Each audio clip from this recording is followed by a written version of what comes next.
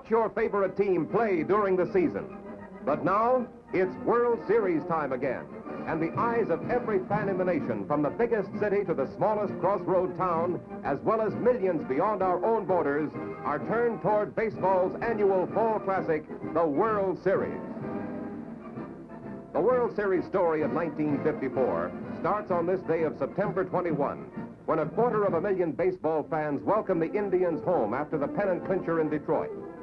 This third Cleveland championship team won 111 games to set an American League record, ending the 5-year World Championship rule of the New York Yankees. There's a gigantic celebration in New York, too, for the Giants, who have fought their way into their 14th World Series. It's a traditional New York welcome, reserved for visiting celebrities, conquering heroes, and champions in sports. The ticker tape parade winds up at City Hall for the Giants.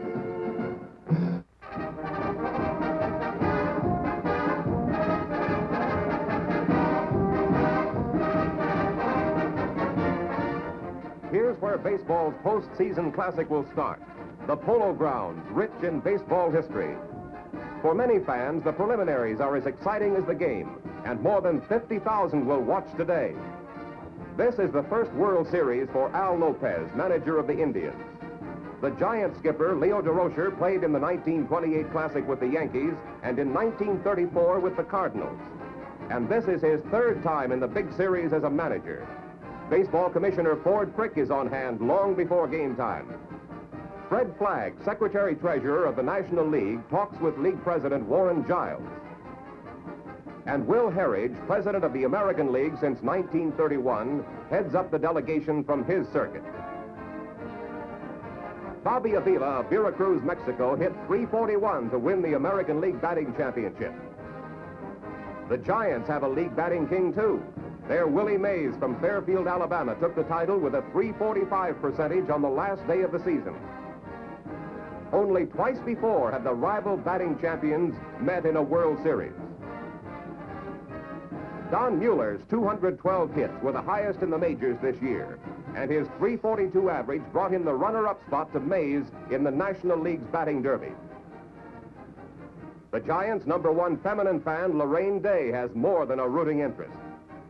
She gives last-minute encouragement to her husband, Leo DeRocher. Bob Lemon gets a briefing from manager Lopez. Lemon has been the Indians' clutch pitcher this season, winning 23 games. It's the 6th year Bob has won 20 or more games for Cleveland. Sal Magley, Lemon's mound opponent, has carried the Giants over many rough spots. And this is another one for the cool and crafty veteran, winner of 14 games against only 6 losses. And there go the Giants out on the field. And here's Jack Brickhouse to give you the World Series play-by-play. Al Smith, young left fielder from Kirkwood, Missouri, leads off for the Indians. Magley's 4th pitch hits Smith. Bobby Avila punches a single to right center. And when Don Mueller fumbles, Smith takes 3rd on the error. Magley gets by Doby and Rosen to hold the runners on 1st and 3rd. But Vic Wirtz smashes a tremendous triple off the wall in right center, scoring Smith and Avila.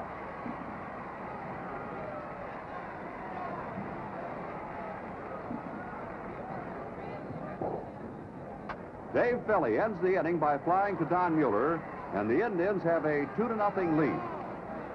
As the Giants come up in their half of the 3rd, the Indians still lead 2-0.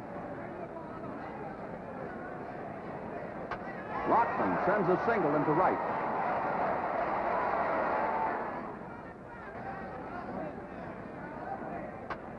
Dark follows with a base hit over second to put runners on 1st and 3rd.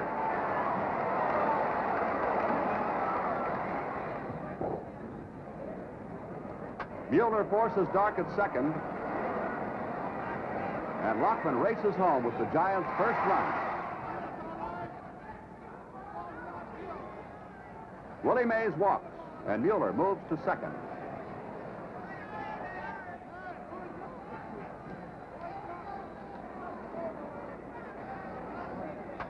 Thompson slashes a clean hit to right, bringing in Mueller, and the Giants have tied the score at 2-all.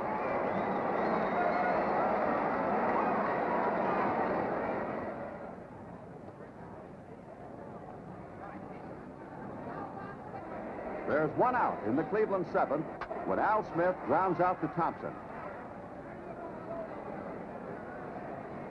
It's Thompson again on a brilliant play as he goes to his knees to spare Bobby Avila's low liner. The tense battle continues deadlocked into the Indians' eighth, which Larry Doby starts with a walk.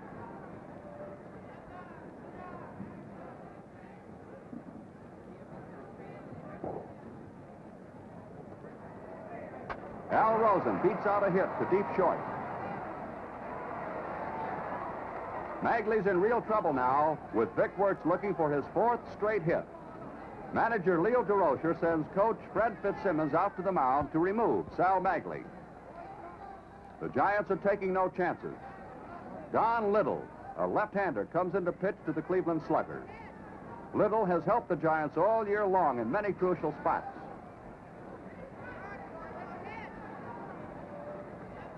With the count 1 ball and 2 strikes, Wertz pounds the next pitch over Willie Mays' head. But there goes Willie. And he makes a miraculous catch as he stops a step short of the wall.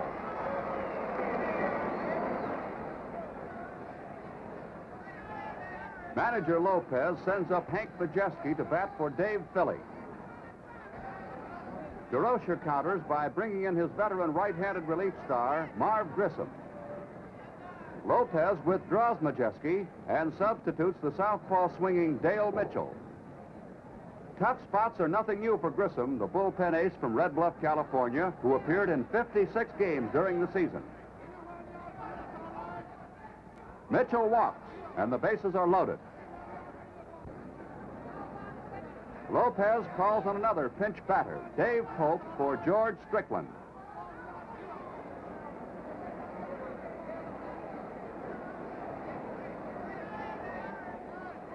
Now Grissom's famous screwball is working, and Pope takes a third strike.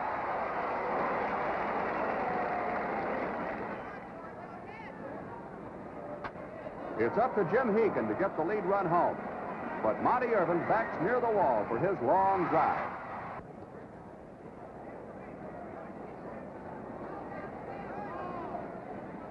Willie Mays gets a thunderous ovation as he returns to the dugout. The Indians haven't scored since the first inning.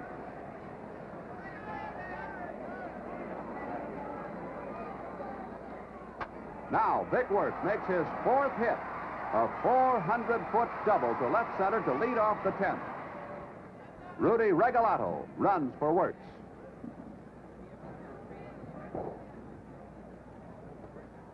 Sam Denty, Strickland's replacement at shortstop, moves Regalado to third with a sacrifice bunt. Dave Pope, who has taken Philly's place in right field, is purposely passed.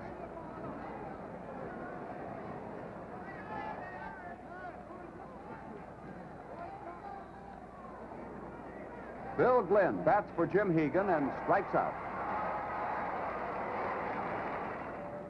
Bob Lemon's a good hitter, and now he has a chance to break the tie. But he ends the inning with a liner to Whitey Lockman.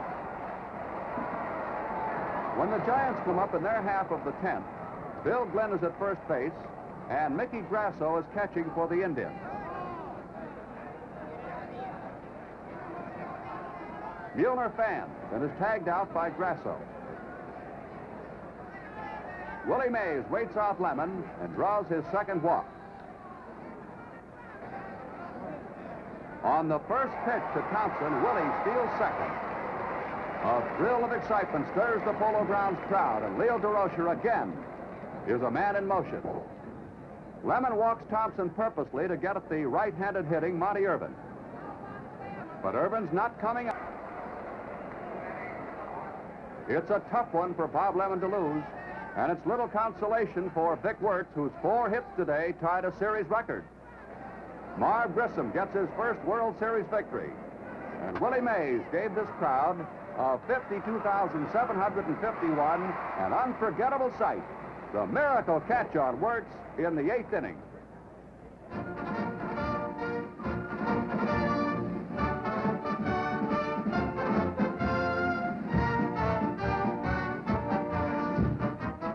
Rain before the second game of the World Series in the Polo Grounds brings out the tarpaulin. Third base coach Herman Franks and first base coach Fred Fitzsimmons are two of manager Leo DeRocher's aides. Hoping for a comeback by the Indians is Hank Greenberg, their general manager. They'll have to solve the southpaw delivery of 24-year-old Johnny Antonelli, who won 21 games this season. Cleveland will counter with Early Wynn, strong-armed right-hander from Nokomis, Florida, who scored 23 victories in the American League. The game's underway when Al Smith leads off for the Indians. Smith swings at the first pitch and drives a home run over the left field upper deck. He's the third player in World Series history to open a game with a homer. Antonelli gets the next two Indians, but Al Rosen walks.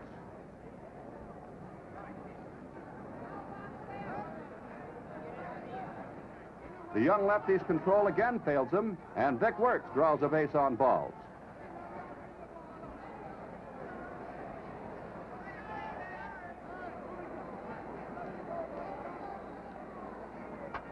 Wally Westlake slams a single past Antonelli, and fast fielding by Willie Mays holds Rosen at third base. The Giants are in real trouble. DeRocher comes out to talk to Antonelli. Johnny stays in.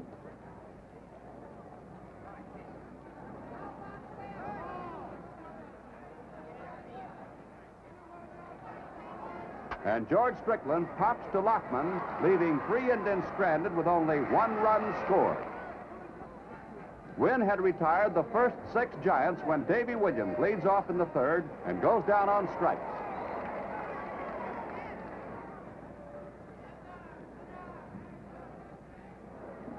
Westrom flies out to Smith. Johnny Antonelli lifts one to Westlake, and Wynn has turned back 9 Giants in a row. It's the Giants' fifth, and the Indians are doggedly holding their 1-0 lead when Mays opens by working Wynn for a pass to become New York's first base runner. Hank Thompson singles, and Mays races to third. Dusty Rhodes, yesterday's hero, comes up to bat for Monty Irvin.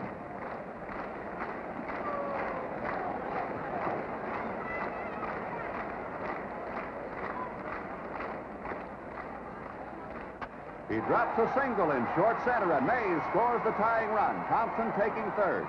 On the play at that base, Rhodes goes into second.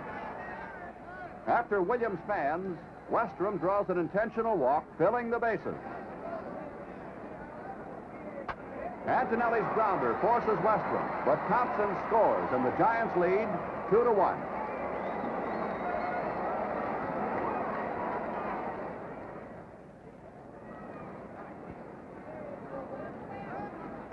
In Cleveland's sixth, with 2 out, Wynn doubles against the left field wall over Dusty Rhodes' outstretched hand.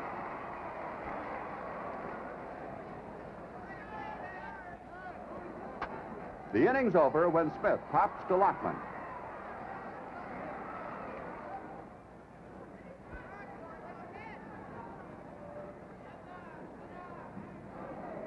It's Dusty Rhodes leading off in the Giants' seventh. And he does it again.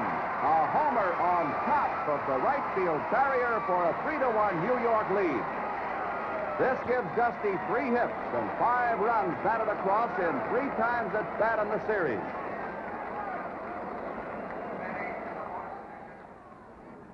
Leo DeRocher's son, Chris, is a committee of 1 to greet Dusty. It's the 9th and the last chance for the Indians. They're still fighting as Al Smith bounces a single off Antonelli's glove.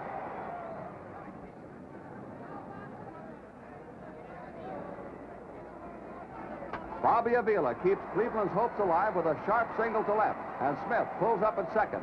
Now the tying runs are on.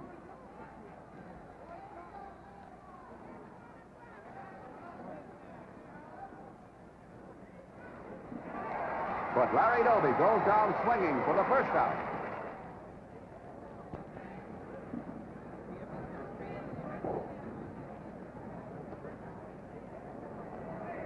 Rudy Regalado, who has replaced Al Rosen at third, forces Avila at second, and Smith goes to third.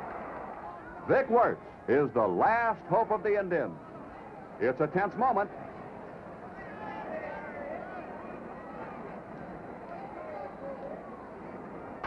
Wirtz flies out to Rhodes, and the Giants win 3-1, wrapping up their second straight victory.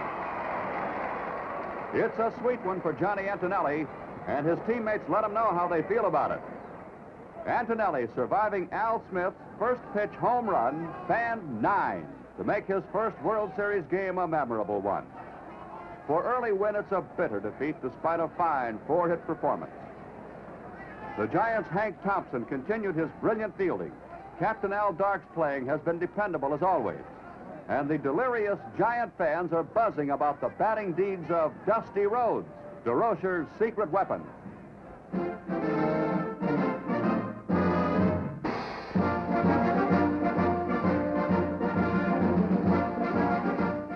The series moves to Cleveland for the third game, and Indian fans are hopeful that the tribe will be able to fight its way back into contention. Despite threatening weather, a crowd of more than 70,000 is expected in the massive Cleveland Stadium, where all of baseball's attendance records have been set. Myron Wilson, president of the Cleveland Club, arrives long before game time to help root the Indians to a victory. Charlie Dressen, who managed the Dodgers in the past 2 World Series, has a different interest in this one. He's now manager of the Washington Senators. Another spectator who has switched allegiance since last year is Roy Hamey, who moved from the Yankee front office to the position of the Phillies general manager. Tris Speaker, Cleveland's famed baseball hero and one of the greatest center fielders of all time, talks shop with baseball's newest center field sensation, Willie Mays. Cleveland's 2 coaches, Mel Harder, who calls the signals at first base, and Tony Cuccinello, who operates at third, are in a pregame huddle. Manager Lopez will pin Cleveland hopes in the third game on Mike Garcia. The burly right-hander, called the Bear, won 19 games during the season as one of Cleveland's big 3. Manager DeRocher counters with Ruben Gomez, the slender Puerto Rican who rolled up 17 triumphs for the Giants. There was action in a hurry in the third game.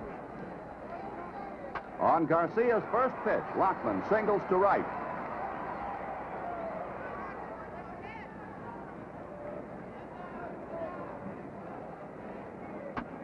With 1 out, Don Mueller forces Lockman, Avila to Strickland. And when Strickland throws wild trying for a double play, Mueller takes second.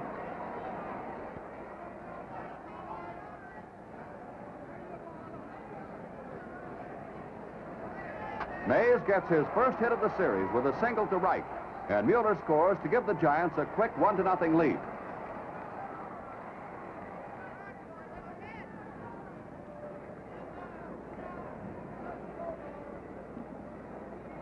Dark opens the third inning for the Giants by singling to center on Garcia's first pitch. Mueller also swings at the first pitch and executes a fine hit-and-run play by punching the ball through short. Dark dashes to third on the hit. Mays cuts at the first pitch, bounces to Majeski, and Dark is caught in a rundown. The other runners advance to second and third due to Dark's clever base running. Manager Lopez orders Thompson purposely passed to set up a possible double play for the right-handed hitting Monty Irvin. But for the third time in as many games, Dusty Rhodes bats for Irvin. And again, DeRocher's sensational pinch hitter comes through. He smashes a single to right on the first pitch, scoring Mueller and Mays and sending Thompson to third.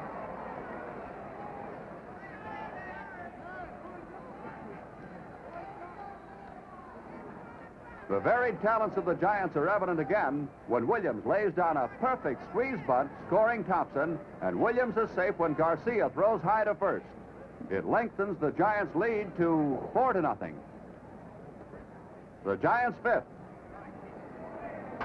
After 1 out, Thompson doubles to center, sliding into second safely on a very close play.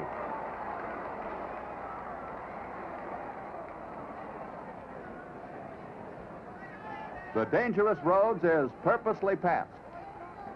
Williams forces Rose, and Thompson moves to third.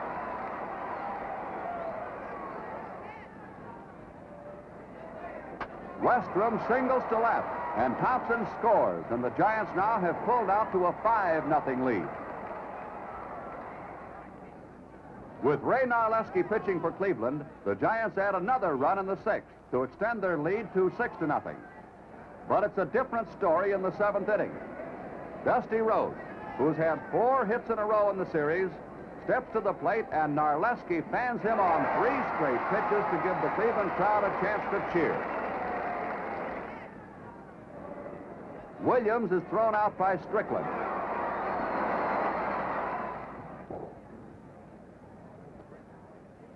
Then Narleski also fans Westrom.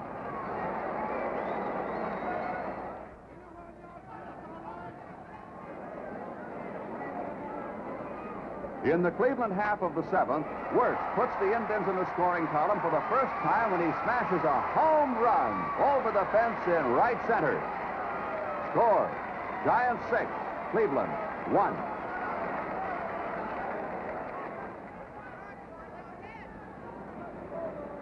Bill Glenn bats for Hegan and leads off the Cleveland 8 with a double that skids off Mueller's fingertips.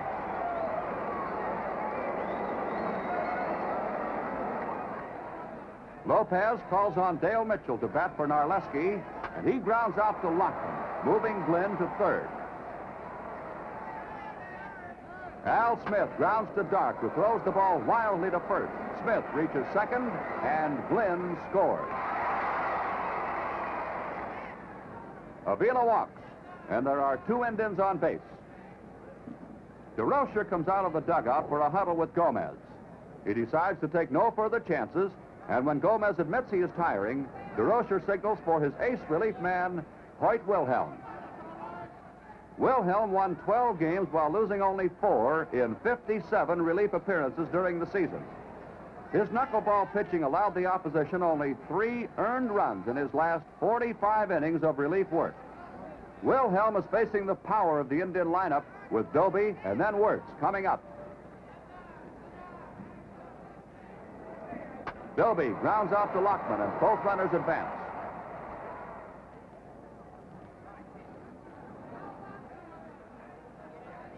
Then Wilhelm fans Wirtz, and the Cleveland threat is over with the Giants leading 6-2.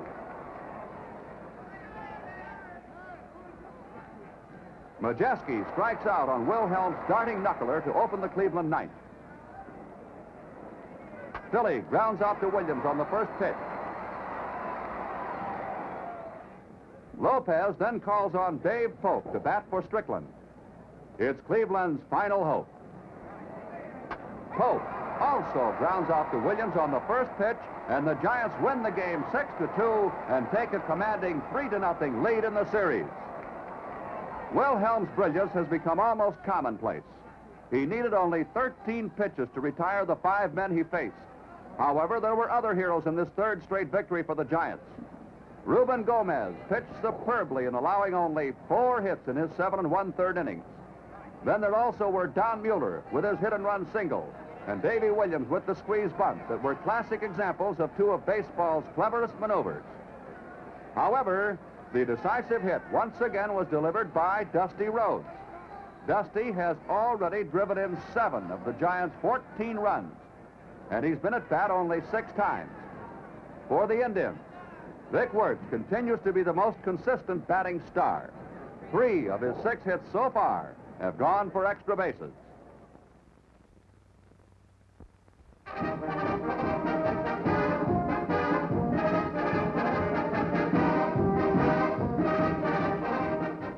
Even though the Indians trail 3-0 in the series, a crowd of more than 75,000 turn out for the 4th game as Cleveland fans are still hoping for a victory. Warren Giles, president of the National League, is in high spirits over the big lead the Giants have piled up. Will Herridge, the American League president, talks things over with George Medinger, vice president of the Cleveland Club. Carl Hubble, who won 253 games during his pitching career with the Giants, now is director of their minor league club. And here's a man who is in an unusual role. It's Casey Stengel, who managed the Yankees to pennants and world championships the past 5 years. This time, he's merely a spectator along with the co-owners of the Yankees, Dan Topping and Del Webb. In a similar position is Walter O'Malley of the Brooklyn Dodgers. Leading the cheering for the Giants in the World Series, as in every game during the season, is Toots Shore, New York restaurateur who stands unchallenged as the #1 Giant fan. Shore and owner Horace Stoneham of the Giants happily discuss the impressive work of the New Yorkers who have placed the Indians in a desperate backs-to-the-wall situation. Manager DeRocher will bid for a 4-game sweep by sending Don Little, stout-hearted southpaw from Mount Carmel, Illinois, to the mound. Manager Lopez of the Indians, trying desperately to stem the Giant tide, comes back with Bob Lemon. After a scoreless first inning, Thompson leads off for the Giants with a walk in the second.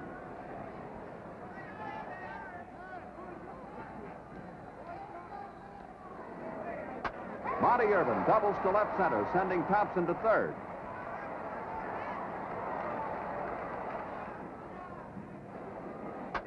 Williams lines to Wirtz, and when the big first baseman throws wild, trying to double Irvin off second, Thompson scores, and Irvin takes third.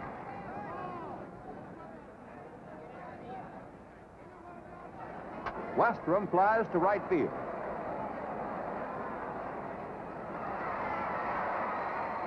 But Wally Westlake drops the ball, and Irvin scores, giving the Giants a 2-0 lead. Manager Lopez argues that Westlake dropped the ball in the act of throwing, but umpire Charlie Berry rules it no catch. The Giants added another run in the third to make it 3-0. Dark opens the Giant fifth with a pop fly single to left.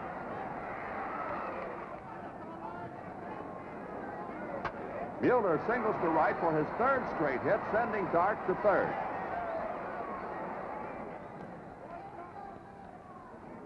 Mays walks, filling the bases.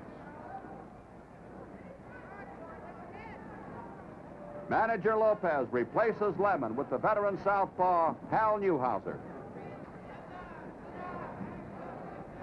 Thompson draws a walk, and Dark is forced across the plate.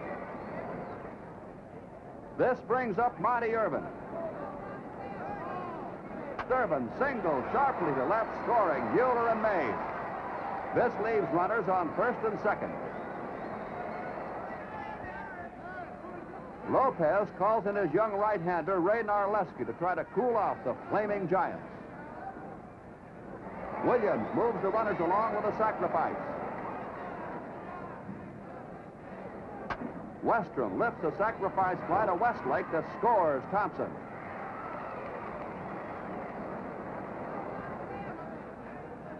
Avila then throws out Little to end the inning.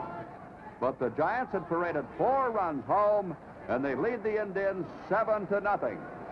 Don Little disposes of the first 2 Indians in the 5th inning.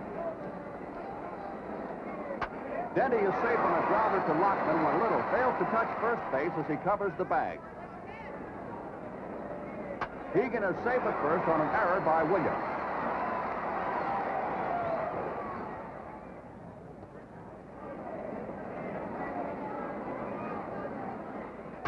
Hank Majeski pinch hits for Narleski, and he slams a home run over the left field fence. It tallies Denny and Hegan ahead of him, and the score is Giants 7, Indians 3.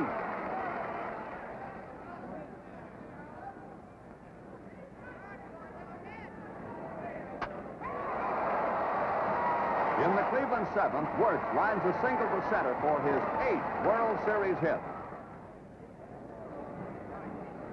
Little retires the next 2 batters, but Hegan keeps the rally alive with a single to left, and Wirtz stops at second. Rudy Regalado bats for Don Mossy, who had pitched the 6th and 7th innings. Regalado singles to score Wirtz.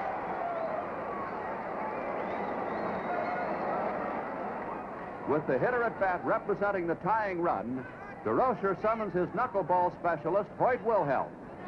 Lopez responds by sending Dave Pope to bat for Al Smith.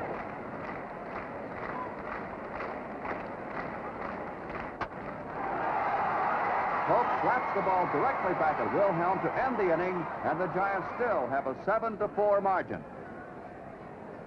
The Indians stir up another threat in the 8th when Avila strikes out. But the third strike is a butterfly knuckler that eludes Westrom, and Avila is safe at first.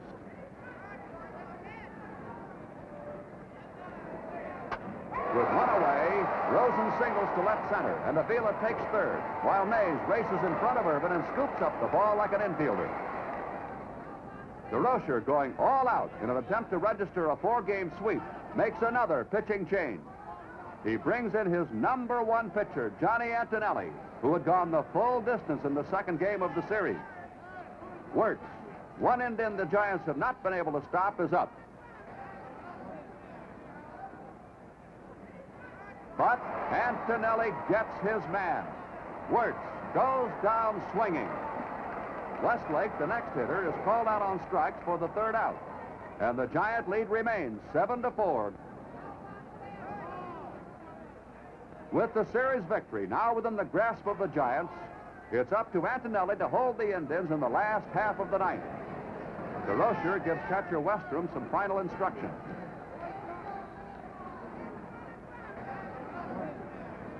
There's a ripple of excitement in the stands when Denty opens with a walk. But Antonelli quickly regains control, and Hegan fouls out to Luckman.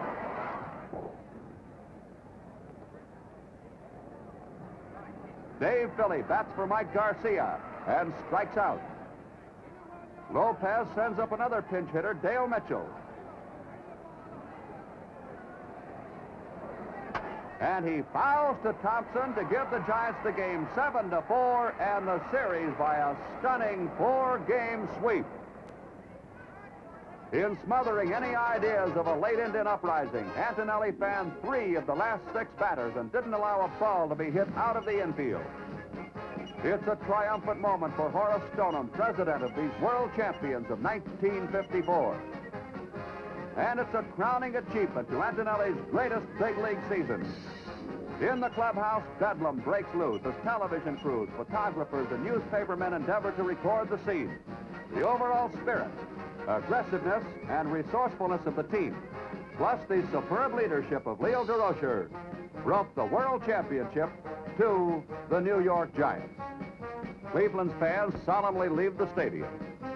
But there's always another tomorrow for baseball's faithful. The Giants, who were in a hurry to end this series, keep up their speed motto, landing at New York's LaGuardia Field only a few hours after their spectacular play. The Giants came from 5th place in 1953 to the pennant and World Championship in 1 year. So ends another World Series, the 51st.